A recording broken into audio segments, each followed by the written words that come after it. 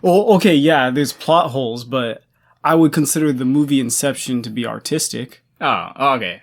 That's the question then. Yeah, of course. I think all movies are artistic Yeah. in a sense. Okay, so then it's like taking that art or taking Inception Yeah. and then making fun of it, and like, yeah, it's funny, but then whoever made the movie, well, I forgot who the I was going to say Nicolas Cage. I forgot who the director was. Something Nolan. Christopher Nolan. Christopher Nolan. Yeah. You know, I'm pretty sure he worked really hard on it. As with every film he does. Yeah. So in a sense, I'm pretty sure whenever he sees Inception memes, he's just like, oh shit. Dude, his music is a freaking meme now. That's George Zimmerman, not Christopher Nolan. But it came out of Inception. It's Okay. Oh, yeah. Yeah, but it's not his music. Yeah, okay, fine. Then freaking Zimmerman, Hans Zimmerman's just like, fuck. Yeah, fuck. Nah, if anything, he's proud. They use it in all trailers now. Like, literally every single trailer has a blah in it somehow. Well, because George Zimmerman makes all the fucking trailer musics. Remember Tenet? That trailer? We were making so much fun of it, and the movie hasn't even come out yet. Yeah, I know, right? That's like saying, who's the person that wrote the Harry Potter books? Man, now I'm recalling names. That one lady that doesn't like trannies. Oh, damn! What's her name? Calm down. Calm down. She said it. Oh, it's at the tip of my tongue. It's J.K. Rowling. yeah. Okay. It's like saying jeez. it's like saying the Harry Potter soundtrack came from J.K. Rowling. Shut up. Sometimes I mess up, okay? I'm sorry, Hans Zimmer. I love your work in The Prince of Egypt. Is it Hans Zimmer or is it Zimmerman? I don't have. It's Hans Zimmer. Zimmer? Yeah. Oh, okay, like Simmer, like simmer down. Zimmerman. I said it wrong the first time, but that's a pianist. Oh, okay. Yeah. Okay, I always thought it was Zimmerman. But anyway, hello, welcome to Ben and Val's Lukewarm Takes. Not the food. Not the food. We just created our Patreon, guys. If I had a button for the random noise cheer. Like and subscribe. Just kidding. But Yeah, please. go give the Patreon a look if you guys want to. I don't really care. I worked really hard on making just choosing the tiers as pleasantly pleasant as possible. Possible. Yeah. Possible. Yeah. Possible. Three tiers. From $1, $5, and $10, added with some taxes apparently. Should I calculate it so it's So it's like equal to yeah. I mean, yeah, I think people would appreciate that. Okay. But I'll go back are and are the taxes actually on it? Yeah, they will be on it, and if they pay $1, it will probably be $108. Okay. Yeah. Okay. Today's sponsor? Yeah, Patreon. Patreon sponsored this video. Yeah, because we can post all of our stuff on there. Well, keep up with the downloads. We've actually been getting a lot of downloads off of Spotify specifically. Yes, thank you.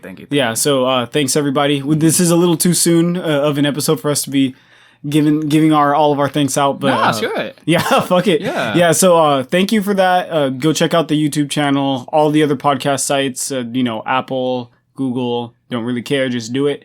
Facebook too. That's our least done site, I guess. Yeah. There's not much going on in terms of traffic there, but we're trying our best. We're trying, guys. Yeah. Twitter and Instagram. You get to see random posts. Yeah. We'll try to come out with as with the promise of our very top tier of Patreon, we're going to try to come out with more personable material as well as more topics arranging from out of the things we talk about now. Do we even have a theme for the things we talk about? Like what is this type of episode called for us? I don't know. I just think we just like talk about random shit, and then once we like fall into a topic, that's the topic of the episode. Yeah, I guess so. So this typical podcast that we're doing in our setup is probably just the lukewarm takes, and then everything else we do will be called something else. I don't know. Maybe, yeah. Yeah. Lukewarm posts. Yeah. Lukewarm posts. So yeah. So please keep up with that. We have more in our personalities than just talking bullshit, Yeah, but bullshit is a large part of our personalities. Yeah. If anyone wants to hit me up, I'm the bullshit talking guy. Yes, so sir. Yes. Yeah, special shout out to all my friends listening, because I know that I've been getting a lot of support from them. Bao's friends too, honestly. But thank you guys. You know who you are.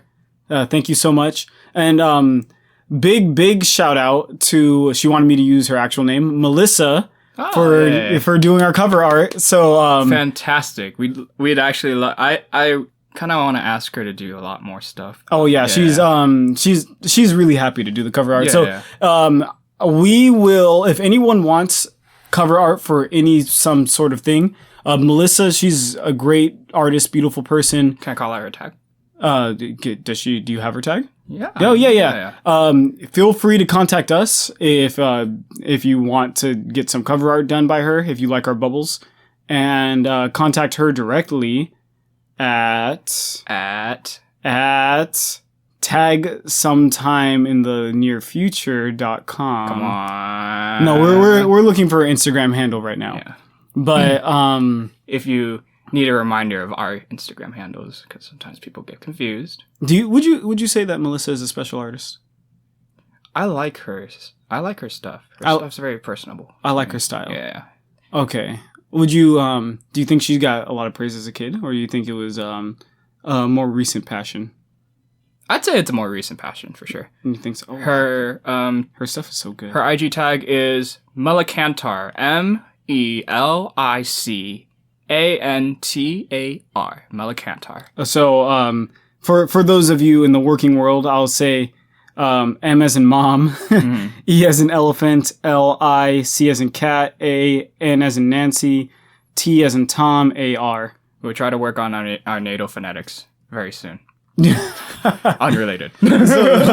So you're saying you think it's more of a recent passion? Yeah, I think so. Than anything? Yeah. You think there's nothing wrong with that. Yeah, I know, nothing wrong with it at all. So do you think that the recent passion makes her like an especially talented artist, or do you think specialness and talent comes more so from a young age?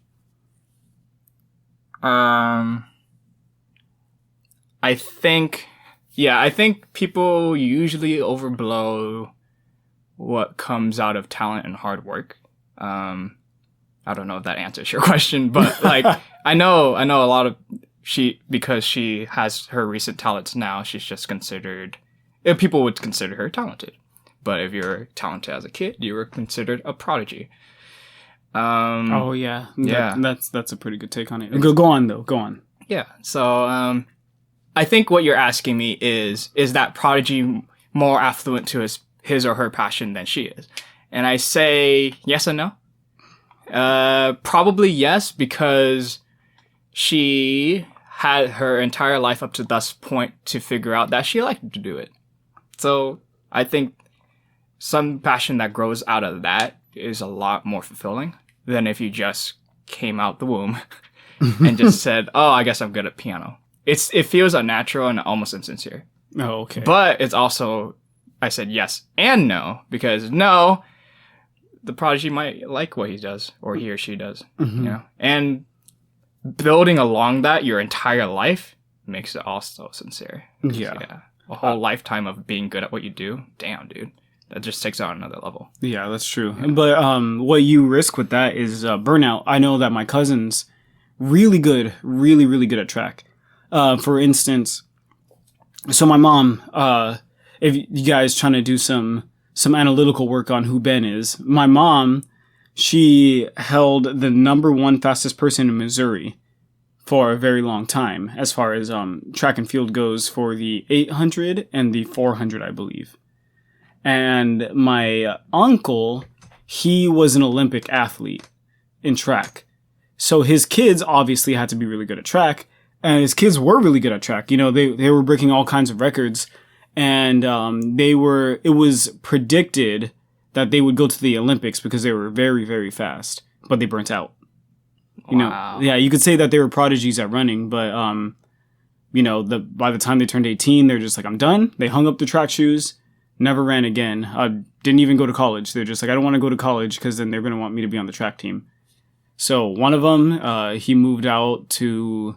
Well, he didn't move out for a very long time, but he jumped between jobs as a truck driver, stuff like that. And now he's living in Vegas. And then the other one, he's still in Missouri, but just, no track life.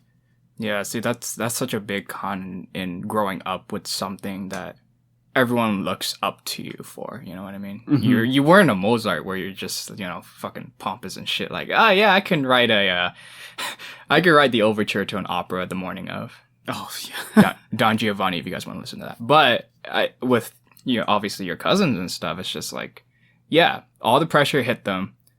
They don't want to do it anymore. And I think in a sense, that's kind of how you were raised differently. It kind of carried over to you because they never expected you to want to like one thing passionately. They never forced you to. It's just whatever you liked, you liked.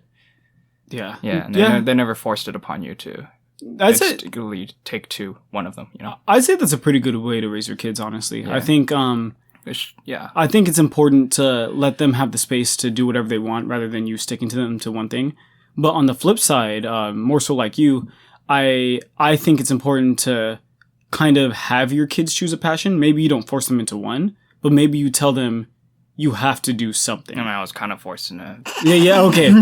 But let's say like, you give your kid martial arts lessons and then music lessons, and you put them into sports, and then you put them into Boy Scouts, and you get them into model trains or something.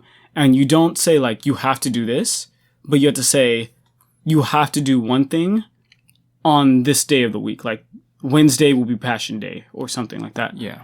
And if you give them something like that, I kind of feel like, well, maybe I wasn't raised like this, so I wouldn't know.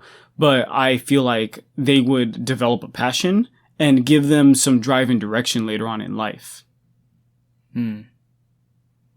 Yeah, you always have to wonder about like how a person is too, because now I'm thinking about my own life, and since we're talking about passions here, I'm a little bit of a music experienced myself. I've been playing for many years, but it's almost like my main instrument is the piano, and I was forced into the piano at a young age, not as young as most people would like to think, the age of 8, out of a punishment. My brother and I were watching too much TV, and as a typical Asian parent, they were worried that we'd become violent motherfuckers. So she said, "You're both playing piano, no ifs, ands, or buts." And I think it's compelling to see that out of everyone in my entire family tree, I am the only musical one. Think about that. Wow. Yeah. And your brother, he became a doctor. So. Yeah. Yeah, I can call him a doctor now. Jesus Christ. Oh, man. That's pretty crazy. Yeah, but being as human analytical as you, how could you possibly explain why I'm the only musical one in my family? Why did I gravitate so much to the piano when I first learned it? Well, I think that's a mixture of a bunch of different factors. So kind of like in our spirituality episode that we talked about, the one that was scrapped. Yeah. You watch on YouTube if anyone. Yeah, I'll try to post it. Yeah. Shout out to I forgot his name. The guy that wrote Return on the Mac. We're gonna constantly talk about him. But I think first of all, I think it's a type of mindset that one might have to be born with. What constitutes someone being special? Like, there's a lot of different factors with how they were raised and like the things that they've experienced. But one core thing is people, to their core, their thought processes are just fundamentally different. Mm-hmm. And, we've discussed your asexuality in the past. And not that this is a factor, but, stuff like that can contribute to it. The fact that you're asexual could mean that you're a free spirit, unhindered by having to impress ladies or trying to get a nice big house to have sex with a bunch of chicks. But it could unhindered. Yeah, that's the way to put it, right? Yeah, but I mean, like it could be the fact that maybe you were a little more skilled at it from the get-go than your brother, and you just like stuck onto it a little better. Mm-hmm. Maybe your brother was better at everything else, and the one thing that you were better at was piano. And that's why you stuck to that one thing. Mm-hmm. But I mean, maybe you're just musically brained and you were just somewhat more of a prodigy at piano. than the rest of your family. And so that since they stuck you on it, you gravitated more towards that than you did science or mathematics. And taking it a step further, you know, when we're in our late teens, a lot of us need direction in life. And when looking for direction, we tend to look at things that we're good at already. And maybe your direction in life just came from something that you were already good at. You know, you were being asked to make something of your future. Mm-hmm. Or what do you want to be when you grow up? Which is something you should never ask a teenager because they don't fucking know. They're fucking they've only been alive for like 15 years. Mm-hmm. But and it takes like a good 20 to 30 years to figure out where your place is in life. Yeah. I agree. But it's like, I mean, I never like, and I wouldn't even call myself a prodigy either. I don't even know where prodigy starts or ends. Actually, I know where it starts the moment you're born, but I don't know where it ends. I think being a prodigy, once you're past like the age of 6, then you're no longer a prodigy. No, I think under 10 is a prodigy. Under 10 is a prodigy? Yeah. Okay. I mean, I can't even say that either because I wasn't good. Like I became good. I don't know if you guys watch T-Set Violin. Geniuses are born and not created is the stupidest quote I've ever heard. And it's a funny thing, they always joke about that. But I was hard work. A lot of it was hard work. I was naturally affluent to it for sure. But I never, because I always think about beginners and prodigies and how people just instantly say, oh, they're prodigies because they play at a college level. It's just like, yeah, I would say so. But people take it a little bit too far and think that they were always like that. Well, I think, like I said, I think it's a combination of both. So it's a combination of practice. Mm-hmm, of course. But that's more so than anything. But yeah. I mean, I don't even think so because some people are just more affluent to it. Let's take Nikola Tesla. Like, do you think his scientific knowledge came from the books he read? He didn't have anything. He was just naturally gifted when it came to sciences and thought processes along that. Some people are just born, like, sadly, some people are just more musically inclined. And then after that, it's the diligence and the practice to keep up with it, to improve yourself to become the best person. But a person born with perfect pitch is a person born with perfect pitch. Mm-hmm. Yeah, and there's no amount of little kid practice that's going to fix that. You know, if you have perfect pitch at the age of 7 or something, that's not because of practice. That was just because you were born more inclined to it. Okay. Yeah, I see.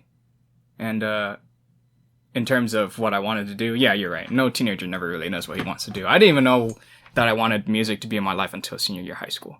It was just something I ended up being good at, and I just played for fun. And I always get nagged that I didn't practice enough, even though it was more than 4 hours a day. Plenty. But, oh, jeez. Yeah. through those adolescent years. And then college, then it just skyrockets so much where even just playing 2 hours doesn't feel like enough, you know? Oh, wow. Yeah. Well, now you know a little bit about Ben and Val. No, but I think stretching it out a little bit longer, you know, I forgot what the original question was, but I do remember kind of where I was going with it. That you choosing that direction in life may have been which is kind of sad, but I mean, it's turned out great. But it may have been just something I'm good at and not necessarily something you loved, but you could have grown to love it. Okay. So I'm still pondering about my affluence to music because it's just way too weird. I'm the only one. But I think there is an environmental aspect to it too. As my mom's told me, I was a very happy child. Mm-hmm. I don't know if that has anything connecting to do with my brother. If you're sad, you don't like music. Yeah. No, have you met Beethoven? But sorry, I'm gonna carry that over. I liked to dance to songs, and I liked dancing to music. Whenever some really crappy Vietnamese kid song bops, you know, I'm just like, I'm dancing. I have a vivid memory of me doing that too. It was only vivid because I stubbed my toe right after. But she said I was always happy, always smiled. I just liked music. And she would always play her songs of the yore.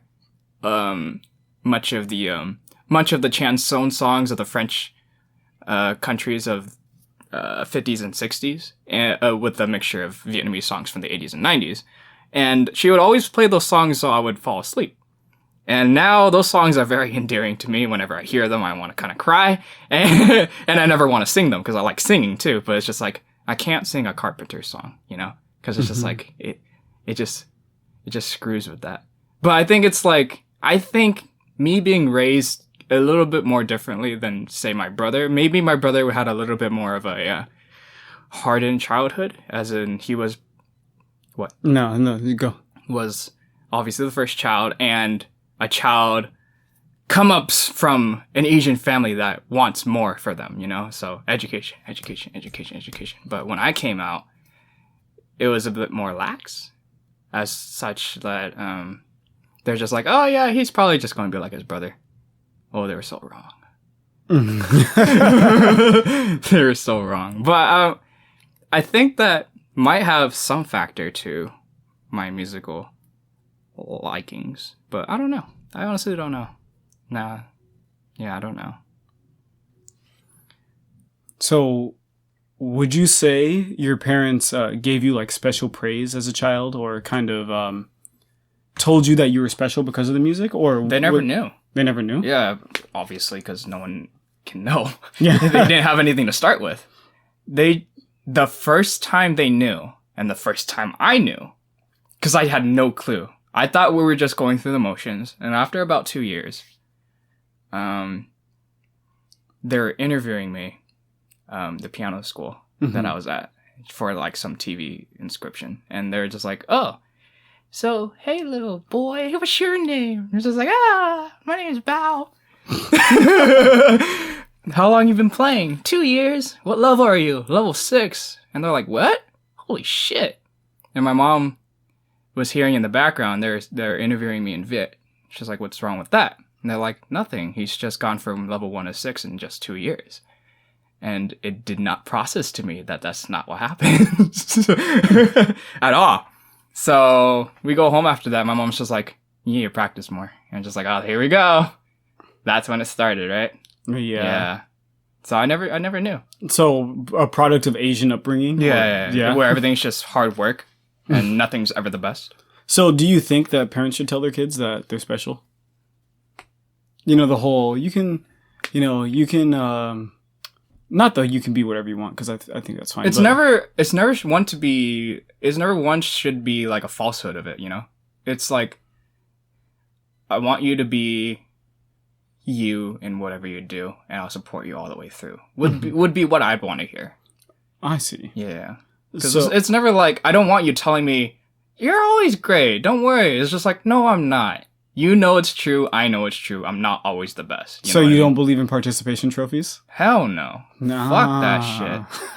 Hell no. And I think when I played those piano recitals and I got one of those stupid ass ribbon participation things, like, oh, thank you for playing at recital. It's just like, nah, I wanted that first place trophy. Yeah. Yeah, I think that I kind of have the same view. I think participation trophies can be damaging, but what's more important than that is I know that, say, when my nephew, when he gets participation trophies, it's something more so that, like, it's just a trophy, right? Like, they got a trophy for losing. Mm-hmm. That is what I'm more against, rather than when I was a kid, they gave out trophies for every place. Like, you got an 8th place trophy, 7th, 6th place, which I think is okay. I think it's important to value the child's work that they put in to the dedication. You know, I'm not all balls to the wall. Kids shouldn't get anything if they lost. Like, it's okay to still award the kid for losing. However, as long as they recognize that if they want to be at the next level, they have to try a little bit harder. Well, I mean, I don't necessarily, it doesn't even have to be that. It's like, I think obviously giving an award to a losing component is just like, I don't know. But I think with my piano recitals, there were just so many people. I was thinking, like, let's just assume the school only had 10 people. And they were only 1st, 2nd, and 3rd place. I'd give trophies out to like specialities of type things, you know? Like, oh, I like that. Like, we'll scrap most improved, because that's also kind of rude. One. I always thought that was a slap in the face. Yeah. Trophy to the one that can hear really well on the piano. Or trophy to the guy that can sight read extremely well. Trophy to the guy that really loves his music theory. Most improved. Yeah. Sure, yeah. Trophy to the most improved. Fuck you. I won that award at work one time. What? I felt like such a fucking slap in the face. They give awards. No, not awards, but recognition. That's the worst. Yeah, it's just like we recognize that you sucked up first. That's so fucking bad. Anyway, yeah, no, I get it. I like that. Yeah, but because the piano side had like 100+ people, 100 kids were playing, and it was very tiring. Of course, then they don't have any other choice but to give out participation medals. You know? Yeah, I'd rather just don't. Just leave those kids. You lost. you lost. Go home. See that I'm like I said, I'm in the middle. I think I think it's okay to give out like a little tiny ribbon that says that you lost. Yeah. It's a big argument, tangenting, but it's a big argument in the music community. Is like, should there ever be healthy competition? Of course there should be. Of course, yeah, exactly. I completely agree. Because how else are you going to have your rival and get better anime style? Yeah, exactly. There are those that argue the point that such a freestyle form of art should not be competitive. But criticism is a form of competitiveness. Yeah, criticism helps you grow and become better. Exactly. So I think something more along the lines of what you were saying, it would be the best, because if you're not competing, say, for like first, second, third, or whatever, but you perform, there is a clear winner, but then they say, you did the best in this. Yeah. You did then they know where to enhance their talents and what other areas they need to get better. That is the toxic part of music competitions, and actually most competitions, honestly. Because it's like, you're not so much, you're competing to be first place, but you're really competing for yourself, and yourself only. I remember, I've told you this story many times, there is this particular music competition in, I forget which city, but you had to, if you guys don't know how music competition works for some instruments, for this particular one, all we had to do was play a song, and these poor judges had to hear the song 3 times. You know? Yeah. One by me and one by 2 other people. First, second, and third prize. So no matter what, we were going to get a trophy. Mm-hmm. I got second place. Oh, you told me about this. Because the third person didn't show up. That's not toxic, but it was just bad in my heart, because it was like, I know I didn't really get it. You know what I mean? And then the first place winner of music competitions always play for the audience. She played, and my principal just had to look at me and say, well, you obviously played better than that. I was like, no, why'd you say that? That's tough. Yeah.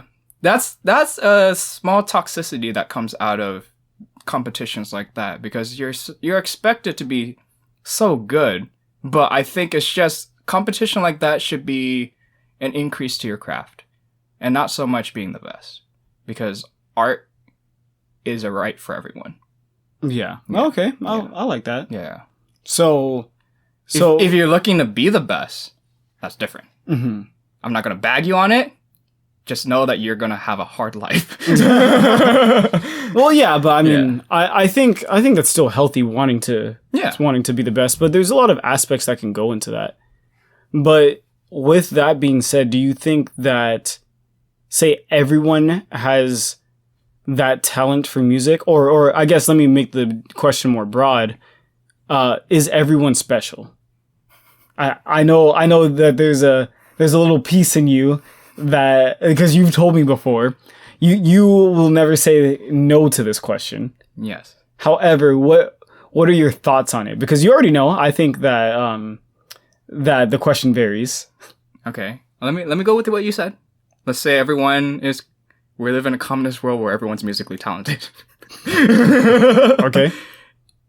I think the speciality won't come out of that then. I think the speciality will come out of something that isn't musically related. Okay, so but the question is, everyone special? Yes. You think so? Yes. Okay, I can see that. Yeah. Yeah, I would like to argue that contrary to, and I'm gonna get a lot of shit for this, honestly, but Mr. Rogers rolling in his grave. Continue. yeah, contrary to what everyone's being taught, I think a big part of life is realizing that you may not be as special as you were told growing up, and in a way, it could be cruel telling your kids that they're the most special person in the world. Yes. Yeah, But okay. when they're just going. Yeah. False positivity is bad, but I think it comes with a give or take trade off. You know what I mean? I think it's always great to tell your kids or your peers or your friends that they have special potential. Like they have the potential to do it, whatever they need to do at the current moment in time. You don't necessarily have to tell them that they're special. You don't have to bow and be like, oh yeah, you're special. You're special too. You're special. Just tell them that if they amount to something with the work that they do, they will achieve something special to them. Yeah, I think so. I think I sense distaste in your voice. I feel like there's a little runaround in that. Okay. Just a little bit, but I think that everyone. Okay, so not everyone is as special as they were told growing up. I think that you were told you could be the president, but yet 99.9% of the world works for someone else, and it's sad. I feel like if given the right tools and opportunities, that everyone can excel to some level of specialness. See, I believe that most people are not special because they weren't given the opportunity to be special. And if everyone's given the opportunity to be special, everyone will be special. However, some people will be more special than others. There are people that are naturally gifted in the sciences, people that are naturally gifted in mathematics, in literature, in music, and that's going to shine. That's going to come out. Okay. But, without those tools... Let's put it pragmatically then. Let's just say it's just my brother and I. And we are both opposite spectrums. He's a doctor and I'm a musician. Which one's more special? No, then neither of you are more special, honestly. Or a good measure... This isn't my measurement of specialness. This is just something that I've been told. If you were to die, other than your friends and family, who will miss you? And then that's how special you are. That's not how I view specialness, because I view specialness as something innate that you can't measure. Mm-hmm. But I mean, if you're trying to put it into words, because I feel like you're special in music, your brother's special in the sciences, I guess, in the medical sciences. In the medical sciences, and like I said, if given the right tools, everyone's going to be special in something. However, you're comparing apples to oranges, and I fucking hate that phrase because you can compare apples and oranges. But the thing is, if your brother were more gifted at the medical sciences than one of his peers, then you would say he's more special. Maybe one of his peers worked harder to get there, and that is a special quality in itself, and that's something that we should respect more than him being a prodigy. But your brother would have more prodigal tendencies because he was just naturally good at it. And if he put in the amount of work that others would have to put in to get to where he is, then he'd be even higher. Yeah. And so, music to medical sciences is apple and oranges, because you would compare yourself to your musical peers. Mm-hmm. I mean, objectively, I think my brother's more special. That's just me personally. Yeah, but I mean, that's him being the older kid and a more practical job. Well, hey, music in itself is special. Medical sciences save people's lives, but yeah, but no, music has saved people's lives too. Yeah, exactly. That's what I was gonna say. Music transcends rational thought, in my opinion. I know that you're since you learned all about the music theory and everything, it's all rational to you. But I think there's a component. Hey, not all of it's lost on me. Okay, just most of it. You just most of it. No. And we had this argument that you shot down on me really quick. I remember this was years ago, and I said, Do I really have to say I dumb myself down when listening to pop music because I like pop music? And you're just like, yeah, you kind of do. I was like, all right, fine. But I think it's different things, you know? Like, I think pop music, while at a sense it's a lot simpler, yes, I would admit that. There's just a mind frame you gotta get into when liking pop music, which I think some people just can't get into, which is, and I won't even say mindless fun, because that's insulting to pop music. I just think it's just pure fun music. Didn't you say that pop music was more so basic than other music? Yeah. At its core. Yeah, at its core, yes. And that's why I always hate saying that I'm going to have to dumb myself to listening to pop music. Because at the end of the day, it's still music.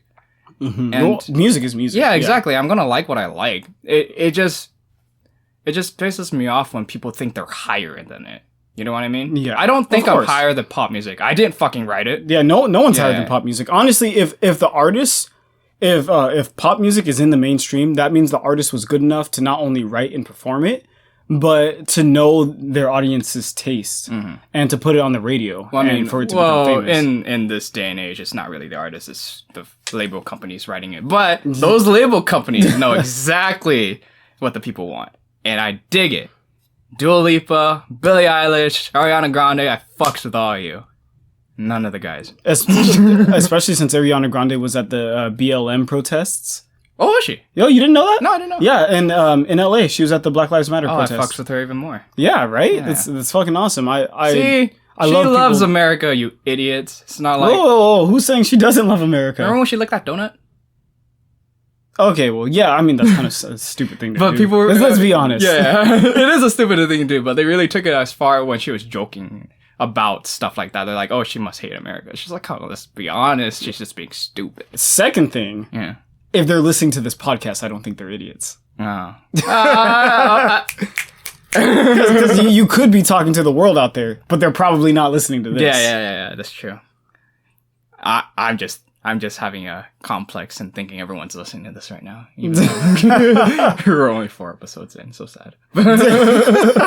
Don't get too much of a big head. Mm-hmm. No, but would Ariana Grande be a prodigy? No. Actually, singing maybe. I don't know anything about the Disney Channels and Nickelodeon. Now I really sound old. No, I'm not old. Yeah, I'm not old. I didn't have cable. Fuck you. But I heard she was a really good singer back then. Mm-hmm. And that carries over now. I know that she writes her music, which is freaking impressive. Mm-hmm. Because her initial two, even probably 3, her freshman, sophomore, and maybe junior albums were way ahead of their time. You fight me on that. I swear to God. Music today is basically that. The poppiest of music is basically everything she wrote prior. Oh, wow. Yeah, it was way ahead of their time. So somewhat like Justin Bieber setting the EDM scene with his... With Jack... Oh, that's Jack U. Well, yeah, but... Jack U transcended what will to be future bass and everything succeeding that because of that one song with Justin Bieber sounding like a dolphin in the sample. Yeah. Well, I mean, it's still a Justin. You can credit that a little bit to Justin Bieber, no? I'll look at the writing credits later. Oh, okay. I'll confirm it on Patreon. But no, I mean, okay, fine. Let's just assume they all got the credit. Yes, it's accredited.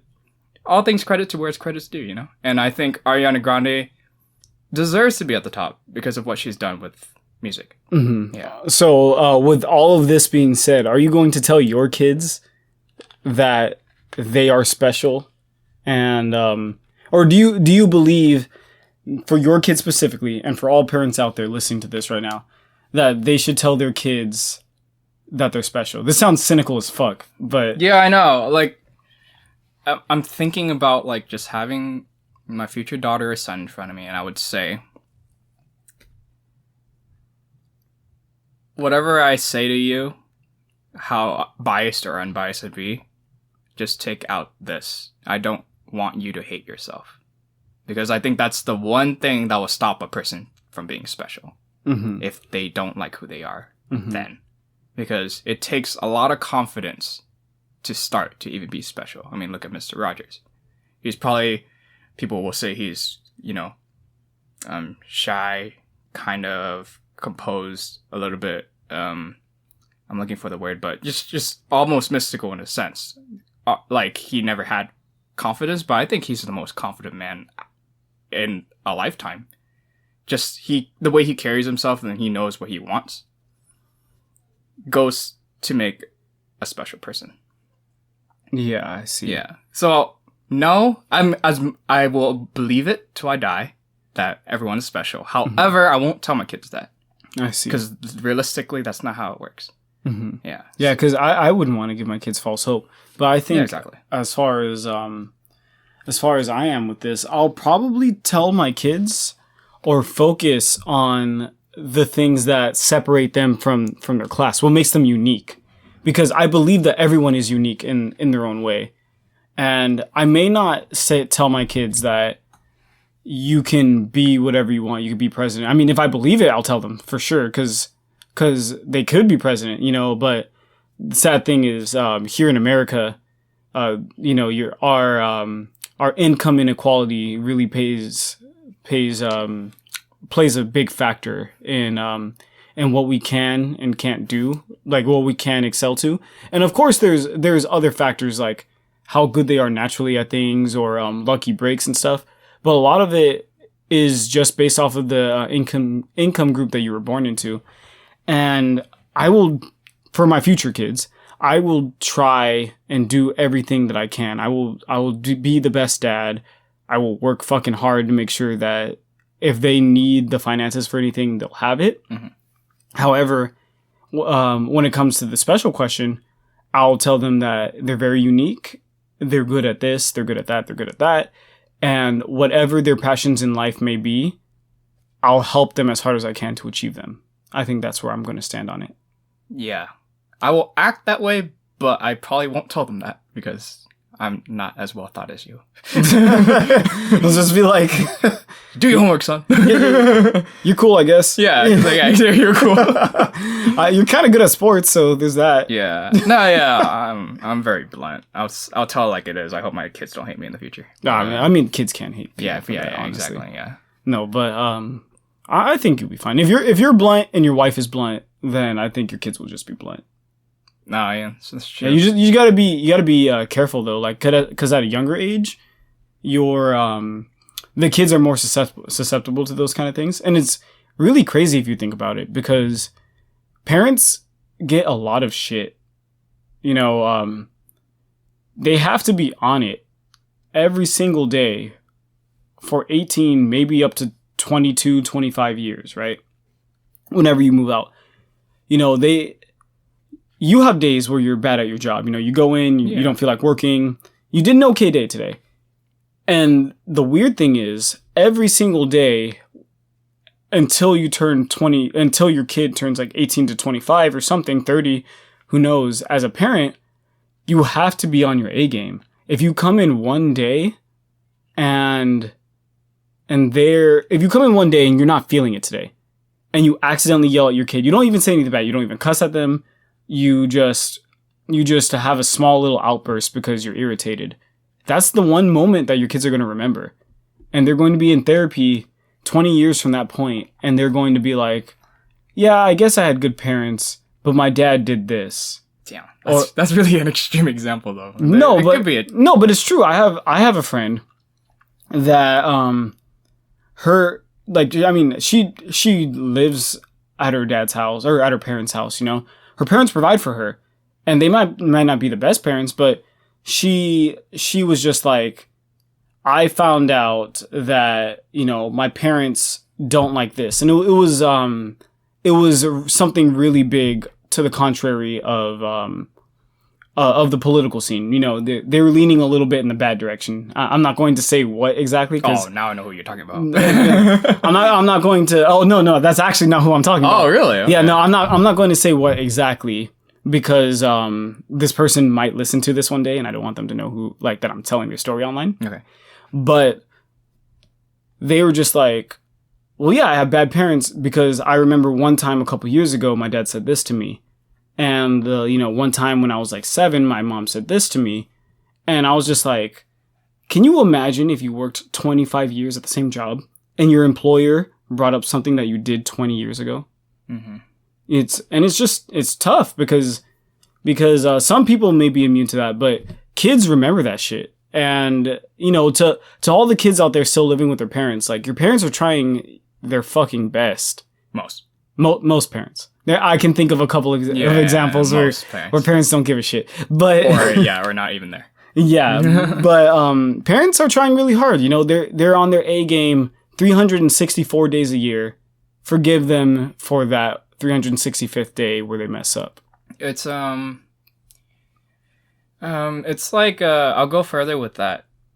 When parents tend to argue, and this is going to be something we're going to have to hit the border of when we're older, right? But when parents argue, they're usually going to be arguing in the house. They're usually going to have kids. And I remember watching this guy on YouTube. His name is Luis Rosman. He generally fixes Apple laptops and shows them on YouTube as a third-party software. So people can go on and fix them themselves instead of going to Apple and paying absurd amount of money to repair them. But he has a few things on the side, videos that I never thought he would ever post. He has one about when parents argue in front of their kids. And he says, your kids will fucking hear you. Long story short. But he says that as a kid, it's not that they want to be bad kids. Because at the end of the day, they don't want to be a burden to you. Mm-hmm. And that sounds really hard to believe, but I forgot the example he gives, but it's true. Kids don't necessarily want to be a burden to you because they know, like, to a T, that they wouldn't be alive if it weren't for you. Mm-hmm. You're the one giving them food and stuff like that. And sure, there are some spoiled brats out there who don't necessarily compel to that. But once you start arguing, and they hear it, and they will hear it, no matter how trying or private you can be, the only way you can argue is in a talking voice or outside. And once they hear that, they'll be like, I wonder if it's my fault. And that's traumatic. Yeah. Yeah. Because they don't ever want to be a burden. Don't try to make your kids feel like it's a burden for you. I know there are parents out there that are very honest. On Reddit, I've seen that they say, I honestly didn't want to have this kid. Oh, what the hell? That's something you never do. It's honest, though. Yeah, but why would you tell your kid that you wish that... Well, he doesn't. Yeah. That's cruel. He goes on Reddit to say it. Yeah. So if the kid sees it, then... They won't even know who it is. Yeah, exactly. But it's like, how would you live your life, have a kid, and still not want the kid? You know what I mean? I don't have kids. So yeah, exactly. I wouldn't know. I mean, okay, so the way I feel about it with that is, in a sense, you can keep some of your identity when you have a kid, and I actually compel people to keep some of their identity when they have a kid. Keep your passions on the side. Keep the things that you want to do. And you'll hear a lot of self-help is like, just because you had a kid doesn't mean your life's over, which is true. You should still do the things you want to do on the side. However, you have to know in some way, shape, or form that that's selfish to your kid. Now, here's what a lot of self-help doesn't tell you, because we're entering the new age where it's very important for you to have a peace of mind, or for you to have your self-help day, or for you to nurture yourself spiritually or mentally. But a lot of people take advantage of that. Mm-hmm. And they replace self-help with selfishness, because for every second that you spend not nurturing your kid, that's a second less that they're getting towards their full potential. And let's put an example to this. Can I cut in with an example? Yes. Because I remember talking about this with you. It was one of our work breaks. And I said, you know what I think? It was such a random thought too. I said, if you're a single parent raising your kid until they're 18... Oh, you shouldn't date? Yeah. Yeah, okay. That's hot. Okay, perfect. Yeah, so, yeah. And I told you I feel like they can, right? Like, yeah, I was just like... I'm a no on this one. Okay, yeah. so my opinion on this... Yeah. You can... If you have a kid... And your kids, let's say your kid's like fucking 8 or 9 years old. I implore you. I say go date. You know, or not. Don't go out and like hoe it up. Honestly, Yeah, that's selfish. Yeah, of course. Yeah. But like, be open to people. You know, because like a father figure or a mother figure in the house is really important to the foundation of your kid. So be open for the right people to come into your life. However, if you spend time actively going away from your kids, not spending time with them dating, that's doing two things. The first thing, your kid's not spending as much time with you as they want to, you know, and that's going to help them, or it's going to hurt them, sorry, developmentally.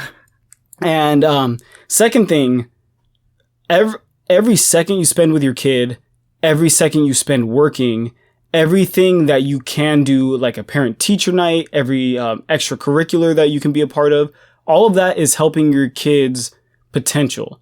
You know, your kid could become the president if their parents worked hard enough, and it's not all on the parents' shoulders to do so.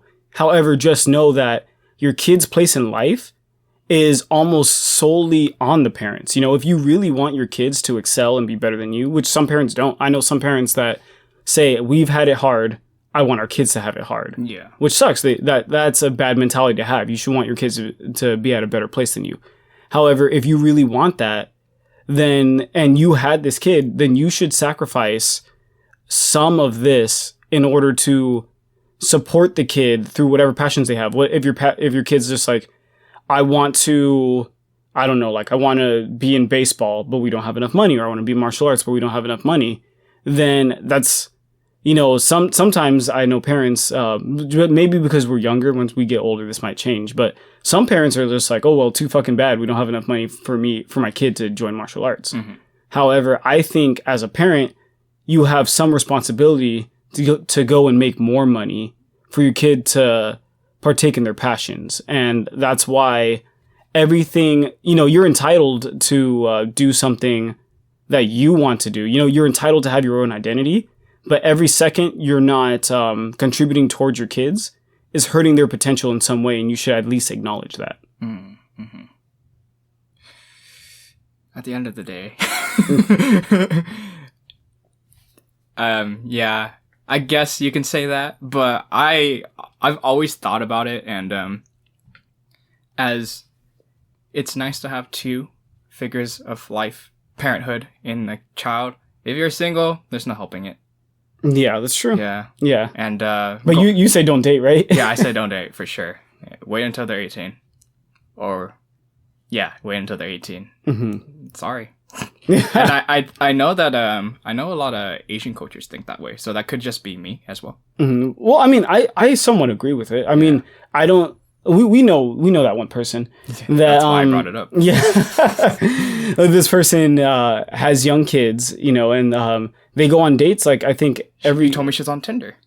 This person, he or she, is on Tinder.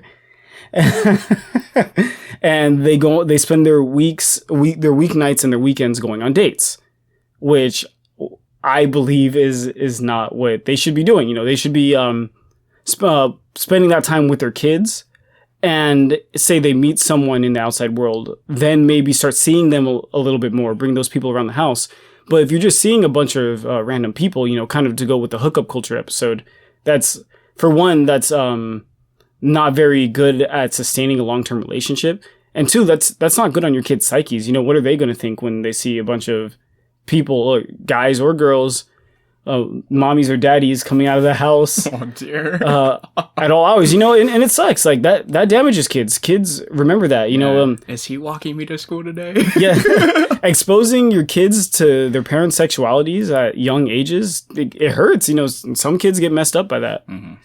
I mean, they can date if their dating life doesn't take precedent, but I feel like they should always put their kids first. Yeah, exactly. That's I think that's just a product of what I see today too, because it just never really ran right with me when I see all my friends just going around with new step parents. You know what I mean? Yeah. I mean, good on them if it successfully happens, but usually they don't. You know, they don't pan out well. A good example would be what's her face, I can't say names. Yeah, you're gonna have to go more than what's her face though. But she got married. She has a kid right now. Okay. Her young son, who's not so young anymore. Mm-hmm. And you know, she wasn't dating around or anything. Her son was her priority, and the guy she ended up marrying because she knew that. I mean, I don't know. I don't talk to her all the time, but she knew that her kid came first. Mm-hmm. Oh, you went to that one cowboy club with her.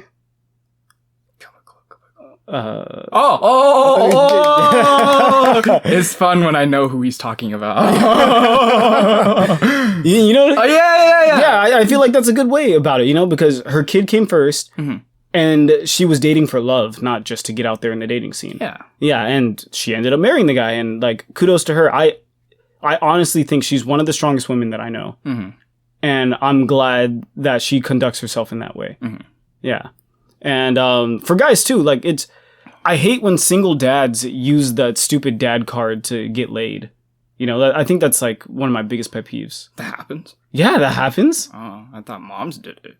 But you thought just moms? No, I mean, like, dads do it more than moms, honestly. Oh, I guess I can see we have. I thought moms did it more than dads. No. What, you think moms use their kids to get laid? No. I have kids. Hey, I did not go that direction. Don't at me. No, but dads definitely use their kids to get laid, and it's sick. It's gross. You know, like I feel like Or just take them to the park one day, and then some lady's just like, "Oh, I see you have a kid." Yeah, and it's like, "I see you're such a good dad." And he's like, "Yeah." There's other things I'm good at. No, it's important for single dads out there to do what our friend did and just put your kids first. If you find someone cool, make sure you're dating for love, not for sex. Yeah, I guess the mentality is just always have your kid first. You're the one that brought them to this world. You are responsible for their well-being until they're 18. And then even when they're 18, I feel like you shouldn't just kick them out the door. You know what I mean? Oh, I know where you're going with this. Yeah, because it's like, at the end of the day, you hope to die before they do. You don't want to harbor yourself a lot of baggage. And I know there's a lot of American households that think that way. It's just like, oh, once you're 18, out the house. I am no longer your responsibility. But I think mentally as a parent, you are supposed to be there for them in every step of the way. So, I mean, you could be there physically for them at their adolescence and coming into age for all those other things. And then maybe some of the mental stuff could come afterwards. Because after all, they haven't lived the life you had. You know what I mean? Yeah. You've turned 18, you throw them out the house, who are they going to look up to now? Yeah, only people that are their peers, which are also 18. You know what I mean? And we know they just do stupid shit, but who are they going to come back to when they want to ask, how stupid was I? Yeah. Yeah. I mean, I think a lot of it is cultural too, and we don't have enough time in this episode. Maybe we'll discuss this in another episode about the different cultures that kick their kids out early and stuff. Mm-hmm. But I feel like, as a parent in general, you know, you have a duty to help your kid excel to their best point. You know, here we come talking about potential again. And as that, whether it's best for your kid to stay with you, usually that's the case, or kick them out, because sometimes that might be the case. Yeah. I'm not talking about those. Yeah, because I feel like in those instances, it's the parents' duties. But more often than not, I hear of parents kicking their kids out, wanting to, because they want their kids to experience how hard the world is.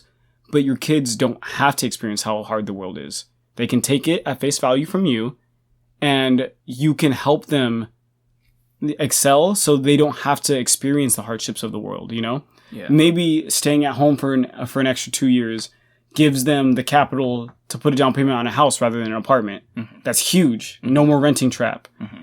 But like I said, this cultural aspect of it will have to be discussed next time. We're Ben and Bao, not the food. Yes. And we hope you guys can join our Patreon again. Once again, I take a passion to what I did. You Working on worked my really page. hard